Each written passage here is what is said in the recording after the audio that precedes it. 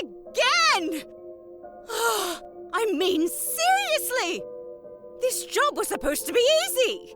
You had it nearly perfect, but then you all choked in the end. All to save her! Cyrene pointed directly at Linnet, while her two comrades, Alfreda and Nixie, sat beside her. You were supposed to keep the Sparkle Guardians busy and distracted, but you couldn't even do that right! You made it so that I couldn't use my magic against them until it was too late! Why? I could have trapped them if it had been a normal shield! How dare you raise your voice with me! You're supposed to do what you're told and follow the mission! You can't even die right, you're so frickin' weak! You set up Linnet for failure. Why? We're all supposed to be on the same team here. I know you're terrible, but I can't believe you would be so destructive. Oh, I can! Elvinia told us you rigged that shield to specifically hinder Linnet. Why? Shut up! Or you're all fired! I'm the Citadel Commander! Me! Not you! I didn't work my ass off for years to be second-guessed by the likes of you! Yes, I made it so that Linnet would fail. So what? She would have died, and then you two would have been able to accomplish the mission as intended. But you all buckled, and so now I have to take drastic action. An evil smile creased Cyrene's face. You think that anyone is actually going to care that I set you up? No! The only thing that matters is results. People die in our industry all the time. Secondly, it will be your word against mine, and I'll just lie. If you two say anything, I'll fire you both in a heartbeat. As for you, little Miss Linnet. The Citadel commander rounded the corner of the desk, and she actually stood over Linnet with her hands on her hips. You're fired! And if you think for a moment you're going to attack me in a fit of rage, I'll show you why I was called the Flame Witch of the Forest. A deep coldness had started spinning around Linnet's chest, and her hands had tightened into fists. Wetness lined the bottom of her eyes. Aw, is the little worthless piece of trash gonna cry? You're so pathetic. By the way, that friend of yours in R&D, the one who disobeyed me, I won't fire her, but she'll never work on anything important again. She can thank you for that. Okay, that's enough. This stops now. Cyrene gazed over Linnet's head, and the other two also turned their attention to the speaker. Linnet sniffled a little, and she shifted around in her chair to see the speaker in the doorway to the office. The Nymphian had long red hair, braided in a thick braid that almost touched the ground. Her skin was milky white, and she had deep blue eyes. She wore a smart red pantsuit that matched her hair, and blue stripes ran up and down her pants. The Nymphian wore modest 1-inch heels that exposed her toes. She gingerly held a manila envelope in her hands. The speaker smiled. What the hell did you say? And who the hell are you? I'm in the middle of firing someone. The Nymphian walked toward Cyrene with a powerful gait, and she stopped behind Linnet. Her hand fell upon Linnet's shoulder. No, you are not. Don't get me wrong, there will still be a firing, just not hers.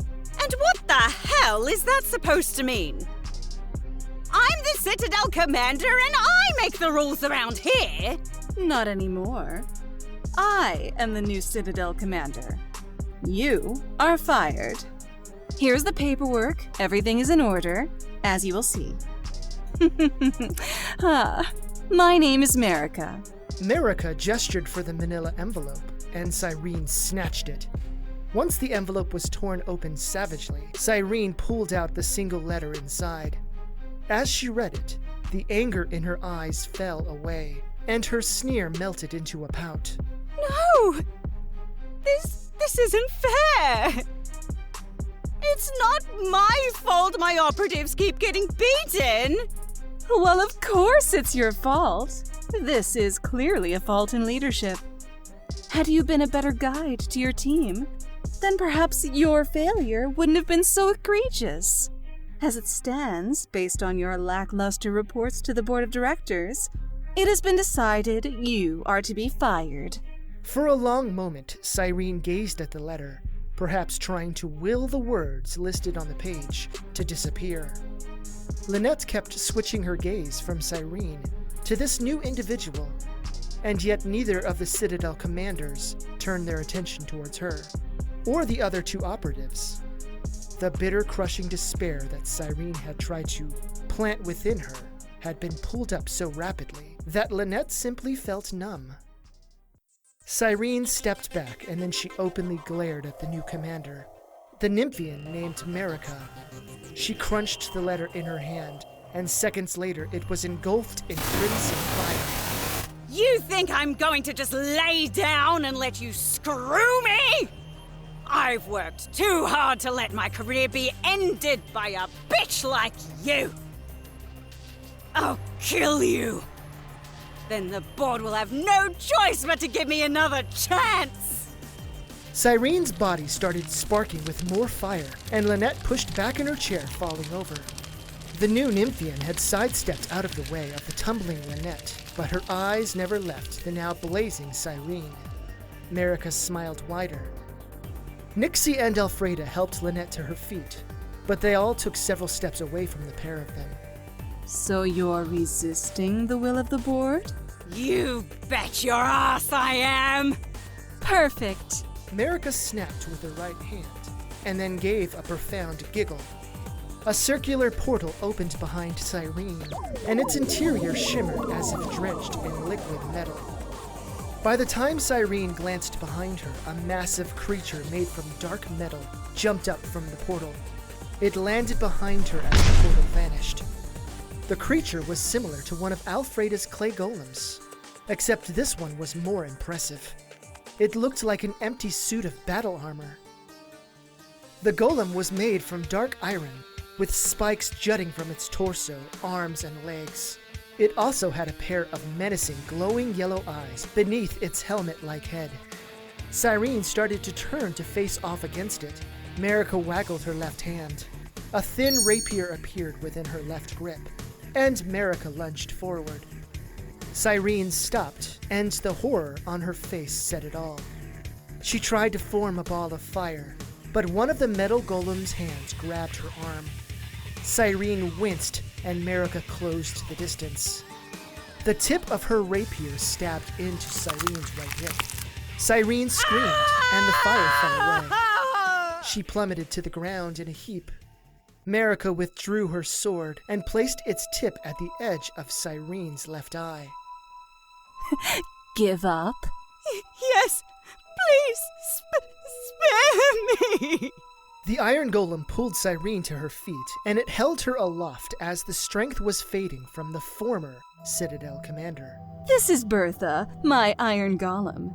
She is going to escort you to the teleportation pads. I don't care where you go, but don't ever come back here. Do you understand? Yes, I understand. Before Cyrene could finish, Marika gestured with her hand.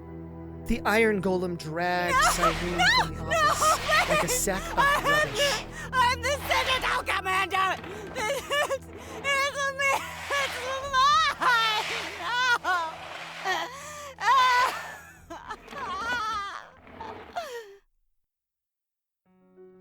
Marika moved over to the desk, sat down behind it, and gestured to the chairs. Please, sit. Linnet fixed her chair, and she, Nixie, and Alfreda sat as if nothing had happened. All right. For starters, my name is Marika, and I am now the new Citadel Commander. In order for me to gain a good understanding of this post and what you have been doing, I plan on spending the next week going over all your reports, files, and records. I have reviewed what your former commander submitted to her district supervisor, And let's just say, no one is pleased with her failure. A heavy weight pressed down on Linnet, and yet she didn't say anything. This Nymphian saved her job, whatever that job was worth at the moment. Something felt weird, though, and yet she couldn't place it. Secondly, it was made aware that Cyrene was paying herself an exorbitant amount of salary while lowballing all of you. That will be corrected now. Each one of you is getting a 15% salary increase. And while I am reviewing your files, you are all encouraged to spend some time gaining some reconnaissance in the city at your leisure. Please consider it paid time off. I have a couple of questions. I understand that, but at this time, I am not prepared to offer any definitive answers on anything related to future goals, objectives, and such. I would like for you to hold your questions until you return from your week vacation. By that time, I will have fully studied each of your personnel files, past reports, budgets, and R&D projects. With that being said, I would like to encourage you to go ahead and leave my office, as I would like to get started now. I look forward to getting to know you. Marika smiled as Nixie, Alfreda, and Linnet got up and moved toward the office door. Not once did the strength or confidence in that smile waver. All right, ladies, I'll be back with your drinks in just a few. The human server named Dana walked away from the table, leaving Elvinia, Linnet, Nixie, and Alfreda at a round top table in the front of the restaurant. It had been a lively day, and while there were several other patrons, Linnet and her friends had plenty of room for themselves. Can you believe that actually happened? I mean, she's gone. Yeah, I know. Me too. Don't get me wrong, I hated Cyrene. But now this new person shows up. Will it be any better, or maybe worse? I can tell you this much. My boss and the other Arcanists are happy about it. When this new commander met with us briefly, she promised to increase our salaries and our operating budgets. While she couldn't promise unrestricted freedom and autonomy, she did say she would welcome new ideas. I'm kind of excited myself, as the thought of doing menial tasks for the rest of my career didn't settle well. Well, so long as there isn't another Serene, I don't care. Increased pay and better support? Yes, please. How do you feel about this new commander, Linnet? You've been quiet ever since we left the Citadel. Yeah, I noticed that too. At first, I thought it was the anxiety of almost being fired, but you seem concerned. I don't know what it is. There's something about Marika that makes me a little nervous. Is it her impeccable sense of fashion? Because she's certainly bold. Well, I seem to remember the name Marika from somewhere, but I can't seem to recall it. I sent my sister a message, but I've not heard anything back from her. I mean, I'm glad I'm not getting fired. I'm certainly glad you're not getting fired too. So she plans on reviewing every scrap of documentation we've reported. I wonder what will come of it. If you want, I can do a quick search over the company database to find out more information. I rigged my terminal to look like a human laptop, so we can do it without worry of attracting attention. Yes, I think if we find out more about her, I'll feel better about this whole thing. Elvinia pulled out a laptop, and she started tapping away at what looked like computer keys. Dana brought them their drinks, then made a joke about them working on their lunches. She seemed really nice for a human. Dana didn't linger long, as a pair of men walked into the restaurant and strolled past their table. Hey, Frankie, Tyler. Where's Nicholas today? I'm used to seeing three of you. Linnet turned her attention to the window at the front of the restaurant. It was a beautiful day, and the sun sparkled through the break in the trees like diamonds. While they walked to the restaurant, the wind had kissed them over and over. Nixie and Alfreda were talking about something, and then the conversation died. Okay, I have a question, and I want honest answers. Okay, what's up? if you could do anything else, or rather, if you could do anything with your life, what would it be? Nixie frowned for a moment, and Alfreda's eyes opened wide. Elvinia glanced up from her computer. Anything? Yes, anything. To be honest, I'd be doing what I'm doing now. Developing new technology and being as creative and uninhibited as possible. I love inventing and developing new technology. It's my jam. Well, one of my jams. Can you get paid for writing dirty fan fiction? Yes! Yes, you can. There's a crowdfunding program called FanFund, and I actually have one of those accounts. But anyway, I would be making new tech that makes our lives and jobs easier. Being in our field just makes sense. The same is true for me. Once upon a time, I wanted to be a famous sculptor and make all of my money through my art. That is really hard to do. So I did some self-exploring and well... one day, I want to be a Citadel commander. Really? But what about your art? You're so good at it. Thank you.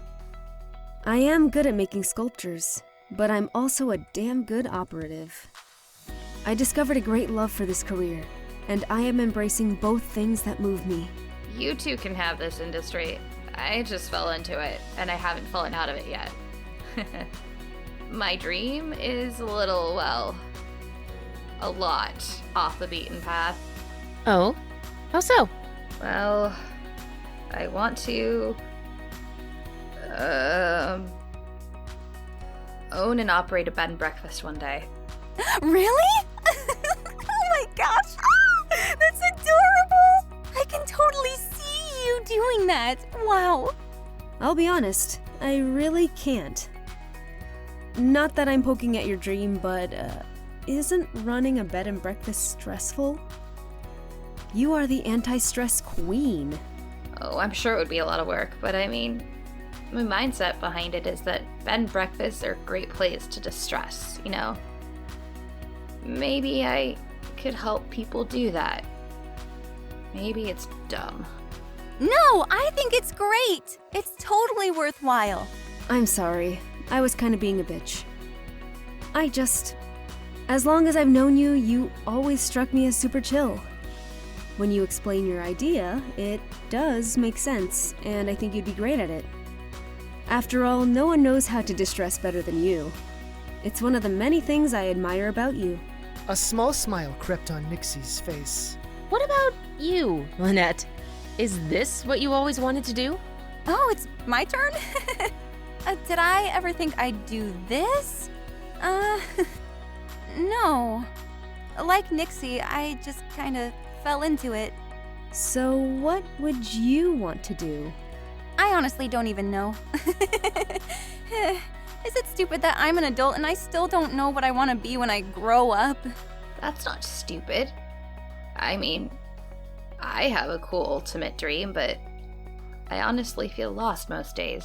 I have a definite career goal. I often stumble and wonder if I'm making the best choice or wasting my time.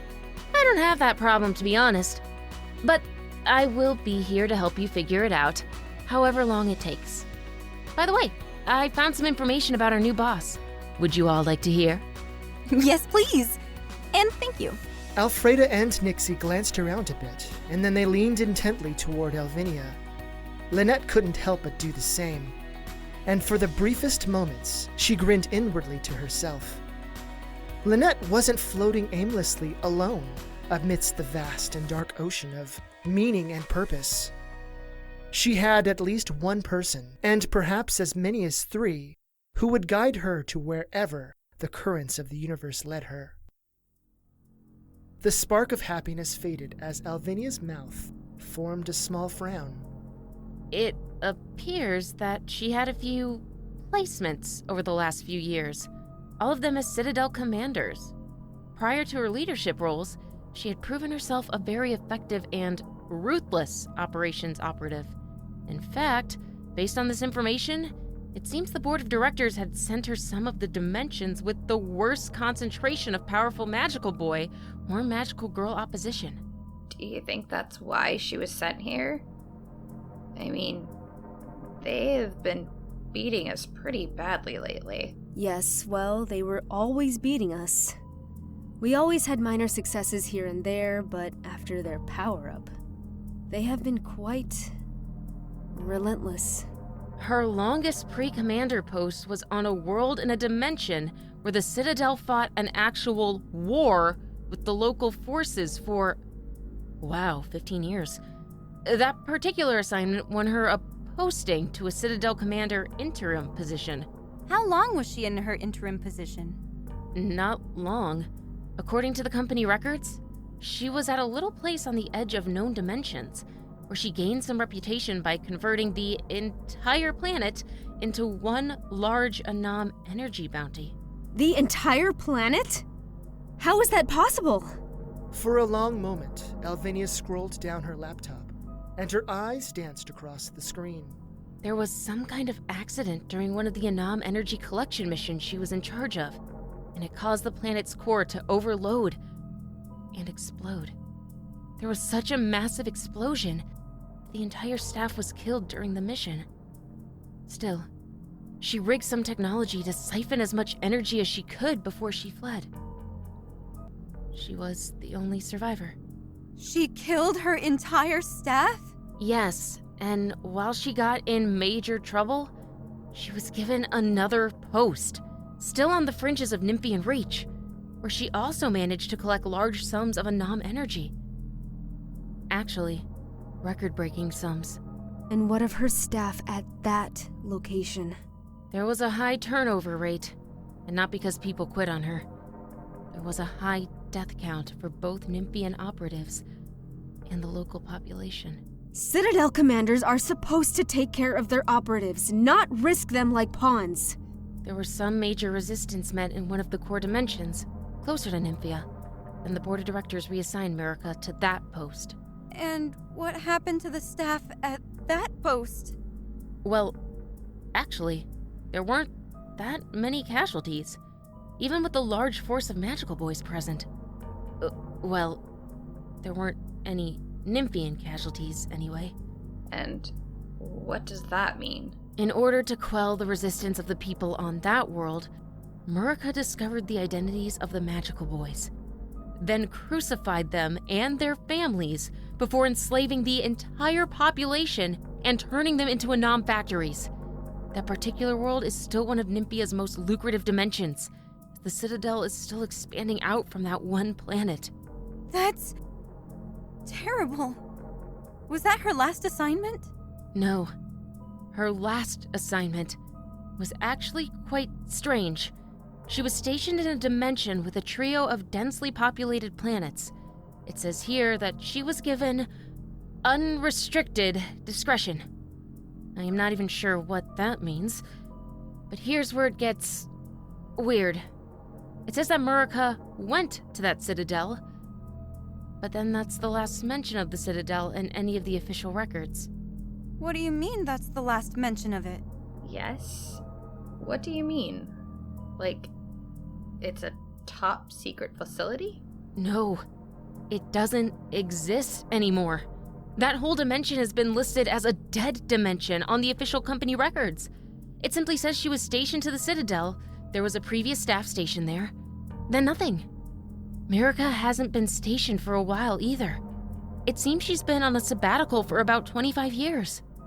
A light vibration started shaking in Linnet's pocket. She glanced down to her hip, where her pocket was, and then started to rise.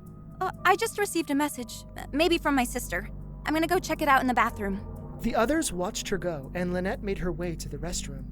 No one was in there, so she moved to the largest handicap stall. As soon as she closed the door, she pulled out a slender crystal and held it up. A projection flashed from its tip, and the image of a parchment flashed on the stall wall. In black flowing letters, Linnet read the following words. Linnet, did you say your new Citadel commander was named Merica? Does she have red hair, blue eyes, and pale skin? Oh yes, and a massive companion made of iron? I certainly hope it's a different America, because if not, you had better quit right now. That America is extremely dangerous, and only cares about herself. She's a staff killer, and is willing and has sacrificed her own operatives in the past. Among other Citadel commanders, she is called the Grim Commander. Please, if this is your commander, don't be foolish and risk your life. Please let me know one way or the other. Love you. Sincerely, Latifah. Linnet slumped against the other stall wall, and she let her eyes go unfocused. What am I going to do?